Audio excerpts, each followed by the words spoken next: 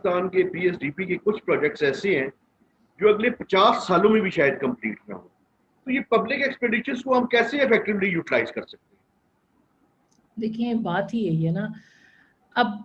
आप इकोनॉमी को और पॉलिटिक्स को सेपरेट नहीं कर सकते। बात यह है कि जब हमारी पॉलिटिकल गवर्नमेंट्स आती हैं तो उनके अपने पॉलिटिकल एजेंडाज होते हैं, उन्होंने अपने इलाके में कहीं ना कहीं पे, आप ज़ाहिर है वो पॉलिटिकल माइंडेड लोग हैं, वो अगले इलेक्शन की तरफ देख रहे होते हैं कि हम इस तरह के प्रोजेक्ट शुरू करेंगे तो भले वो कंप्लीट हो या ना हो लेकिन हमारा वोट बैंक बढ़ जाएगा। मसला ये है कि जब भी कोई प्रोजेक्ट एक्सपेंडिचर साइड अब आप देखते हैं, जब प्रोजेक्ट प्लानिंग कमीशन में आता है तो इसके लिए प्रॉपर एक रिसर्च वर्क होना चाहिए, इस प्रोजेक्ट के क्या प्रोज एंड कॉन्स हैं, और ऑलरेडी जो एग्जिस्टिंग, अभी तो सबसे बड़ी स्टडी ये करनी चाहिए कि जो ऑलरेडी एग्जिस्टिंग अभी प्रोजेक्ट्स पड़े हुए हैं जो इनकम्प्लीट हैं,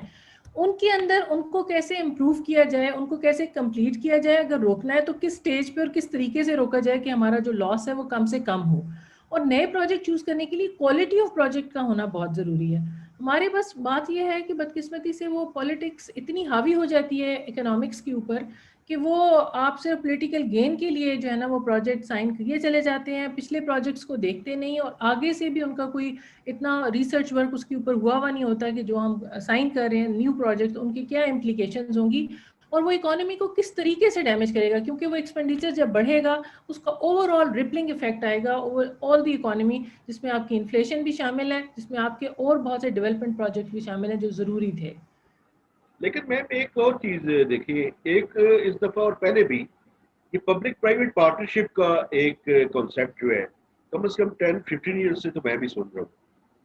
और हर साल कुछ ना कुछ हुकूमतें आती हैं तो करती भी कोशिश भी करती हैं, लेकिन ये पब्लिक प्राइवेट पार्टनरशिप पाकिस्तान में एग्जीक्यूट क्यों नहीं हो सकती? क्या लॉज के अंदर मसला है, या प्राइवेट सेक्टर के कॉन्फिडेंस का इशू है, या पब्लिक सेक्टर सिर्फ पेपर वर्क करता है, प्रैक्टिकली चाहता ही नहीं है कि प्राइवेट सेक्टर को साथ शामिल करके डेवलपमेंट की जाए?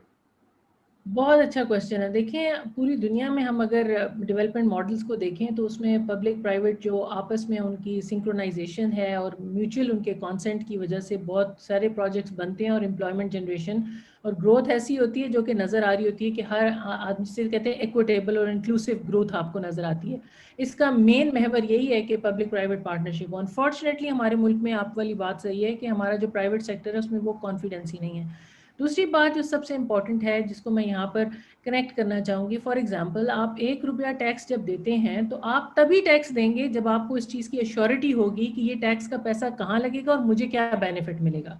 जब ये बेनिफिट एक इंसान को पता ही नहीं है कि मुझे कहाँ से मिलेगा, तो मुझे बताएं कि उसके अंदर क्या कॉन्फिडेंस आएगा, वो वहाँ पर ही लैग कर जाएगा। आप प्राइवेट सेक्टर की बात करें, इंडस्ट्रियलाइजेशन से छोड़ के जनरल पब्लिक की भी अगर आप बात करें तो वो कॉन्फिडेंस आता ही नहीं है। यही हाल हमारे प्राइवेट सेक्टर का है। फिर प्राइवेट सेक्टर के जो इश्यूज हैं, स्पेशली जो स्मॉल मीडियम माइक्रो लेवल की जो ऑर्गेनाइजेशंस हैं, उनके इश्यूज को कभी रिजॉल्व नहीं किया गया, कभी उनको कॉन्फिडेंस मिला ही नहीं। जब नहीं मिलेगा तो मुझे बताएं कि वो कैसे चाहें। फिर हमारी जो सुस्त रवि और इनकॉम्पिटेंस है पब्लिक सेक्टर के अंदर, आप प्राइवेट सेक्टर में देखें, उनका अगर पैसा लगेगा तो उन्होंने देन एंड देयर उसकी प्रॉपर एक टाइमलाइन होगी, उस पर उन्होंने कंप्लीट करना होगा, जबकि हमारा पब्लिक सेक्टर बहुत पीछे रह जाता है जिसकी वजह से पेसिंग का इशू आता है। फिर बहुत सारे और इश्यूज हैं जिसके अंदर उनको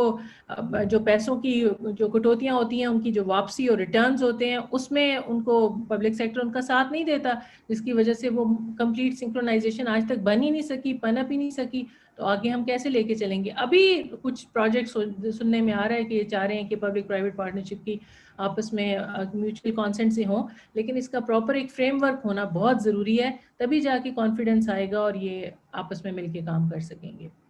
अच्छा मैम, अगर हम पाकिस्तान की इकॉनमी को देखें तो शुरू से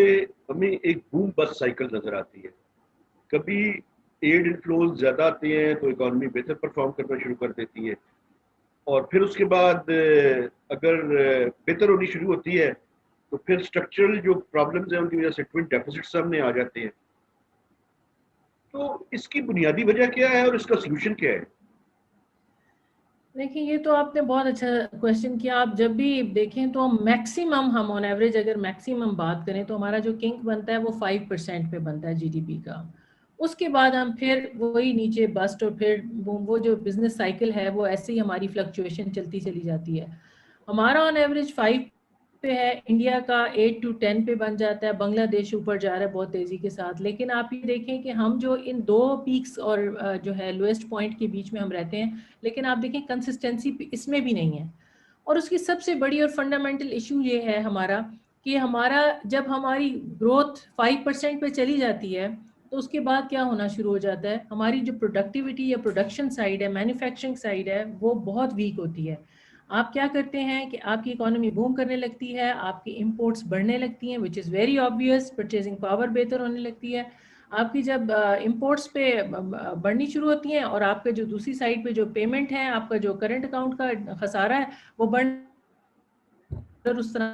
نہیں ہوتے ہیں، اس سے پھر کیا ہوتا ہے آپ کی کرنسی میں اپریسیشن آنا شروع ہوتی ہے. پھر آگے آپ وہی سائیکل دوبارہ چلنا شروع ہو جاتا ہے کہ آپ کا انفلیشن بڑھ جاتا ہے، انفلیشن پریشرز کی وجہ سے economy over all slow down ہونا شروع ہو جاتی ہے اور ہم دھڑام سے نیچے آنے لگ جاتے ہیں. پھر دوبارہ سے ہمیں ملٹی لیٹرل آرگنائزیشن اور IMF کے پاس جانا پڑتا ہے. پھر وہ ہمارا بزنس جو آپ کی جو بیلنس آف پیمنٹ ہے اس کے کرائسس کو حل کرنا شروع کرتے ہیں اور دوبارہ سے وہی سائیکل پھر سے چلنا شروع ہو جاتا ہے. ہمارے لیے اس بوم بس سائیکل کو توڑنے کا جو فنڈامنٹل جو اس کی ریمیڈی ہے وہ یہی ہے کہ ایک تو ہمارا جو را مٹیریل ہے، ہمارا ایگریکلچر سیکٹر ہے، اس کو دیکھا جائے، اس کے اوپر کام کیا جائے، اس کی جو سیڈز اور اس کی جو ہائیبرڈ ٹیکنالوجی ہے اس پہ کام کیا جائے. اس کے ساتھ ساتھ جو مینوفیکچرنگ سیکٹر ہے، جو آپ کا بینڈ ہے پروڈکشن کا، اس کو بڑھانے کی ضرورت ہے. اس میں انوویشن اور ڈائیورسیفیکیشن کی ضرورت ہے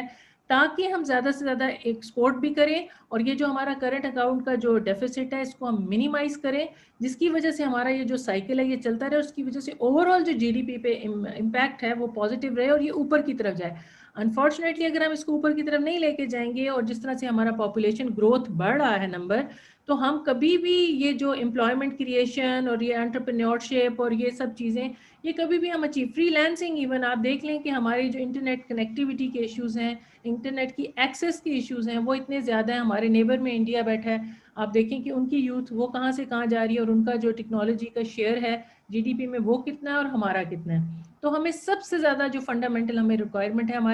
وہ ہماری پروڈکشن سائڈ مینوفیکچرنگ کو جو ہے اس کو دیکھنے کی ضرورت ہے، اس کو بڑھانے کی ضرورت ہے، اس پہ کام کرنے کی ضرورت ہے پیرالل ٹو ایگریکلچر. تبھی ہم امپلائمنٹ لیڈ گروتھ جو ہے وہ حاصل کریں گے اور تبھی خوشحالی اور جو انکلوسیو گروتھ ہے وہ ہم پا سکیں گے. ادروائز یہ ممکن نہیں ہے، یہ بوم بس سائیکل چلتا رہے گا. یہ تو فنڈامنٹل دو چیزیں ہیں جو میں نے آپ سے کہی ہیں.